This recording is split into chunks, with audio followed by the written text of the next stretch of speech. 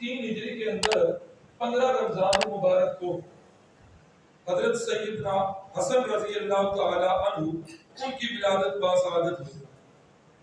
حضرت سیدنا حسن رضی اللہ تعالی، اور جس وقت حضرت سیدنا حسن رضی اللہ تعالی عنہ کی ابھی ولادت نہیں ہوئی تھی نا، تو اس وقت ان کی دادی جان نے خواب دیکھا.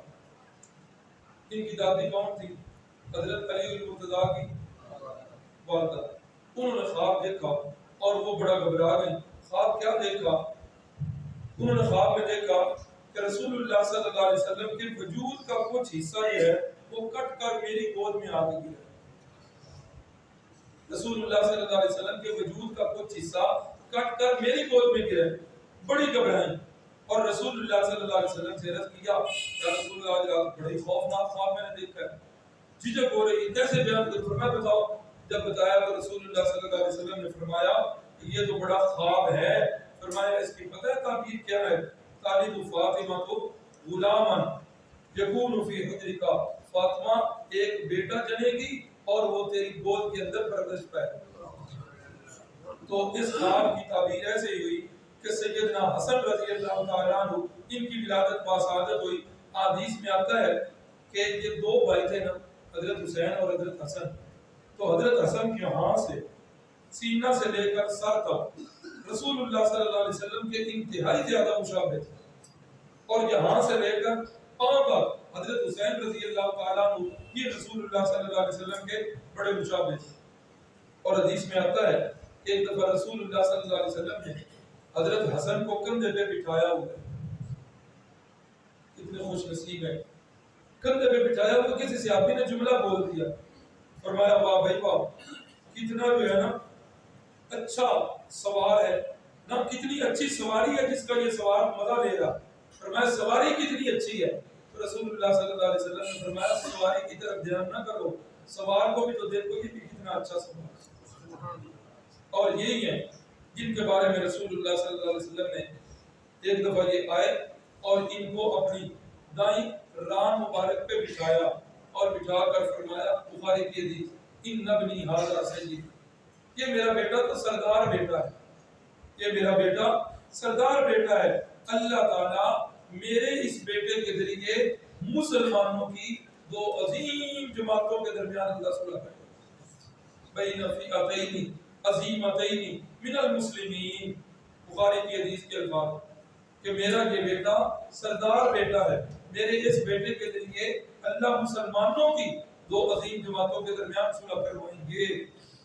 پھر یہ میرے نبی پاک صلی اللہ علیہ وسلم کی پیشین گوئی پوری ہوئی. کب ہوئی؟ جس وقت حضرت سیدنا علی رضی اللہ تعالیٰ عنہ کی شہادت ہوئی ہے.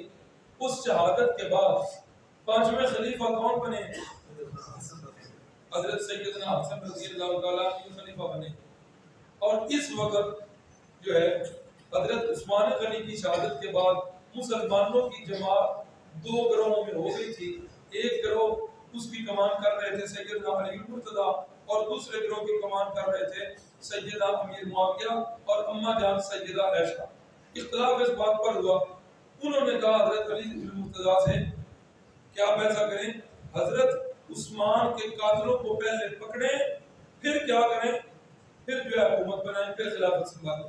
حضرت علی رضی اللہ تعالیٰ عنہ کا موقف تھا کہ میری ایک دفعہ حکومت مضبوط ہو جائے پھر میں ان قاتلوں کو پکڑوں.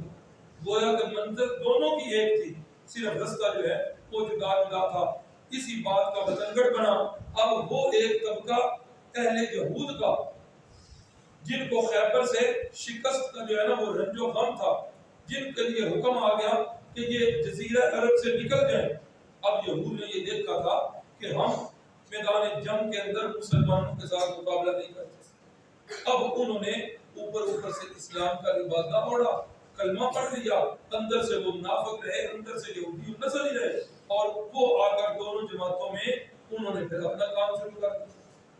کرتے کرتے پھر یہ دو عظیم جماعتیں بن گئی. ان کی آپس میں جنگیں بھی ہوئی، جنگ جمل اور جنگ صفین. اب جس وقت حضرت حسن رضی اللہ تعالیٰ عنہ نے حالات اس طرح دیکھے، حضرت حسن رضی اللہ تعالیٰ عنہ 6 مہینے کے بعد انہوں نے سیدنا امیر معاویہ کو خط لکھا، رضی اللہ تعالیٰ عنہ کو صلح کا پیغام بھیجا، اور حضرت سیدنا امیر معاویہ نے جواب کے اندر خالی کاغذ نیچے اپنی مور اور سائن وغیرہ کر کے وہ مور لگا کے بھیج دیا کہ میں اس سے بڑھ کر میرے لیے خوشی کی کوئی بات نہیں، یہ جو ہے خالی صفحہ ہے، جون سی شرطیں بھی آپ نے لکھنی ہے لکھ لیں، امیر معاویہ کو آپ کی ساری شرطیں لکھ دیں۔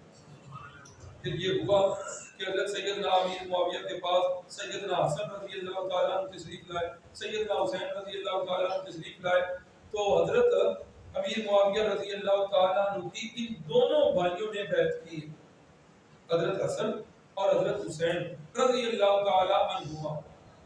تو پھر وجدان یہ کہتا ہے نا کہ اتنے بڑے یہ شخصیات کہ رسول اللہ صلی اللہ علیہ وسلم کے نواز سے ہیں، اتنی بڑی شخصیات جن کے ہاتھ پہ بیعت کر رہی ہیں، ان کا امام کتنا بڑا ہو رضی اللہ عنہ ورضوان۔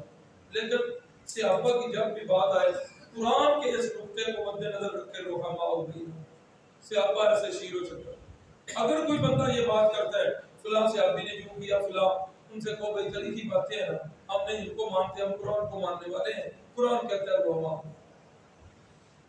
ہمارے نبی پاک صلی اللہ علیہ وسلم نے فرمایا میرے کسی صحابی پر تنقید نہیں۔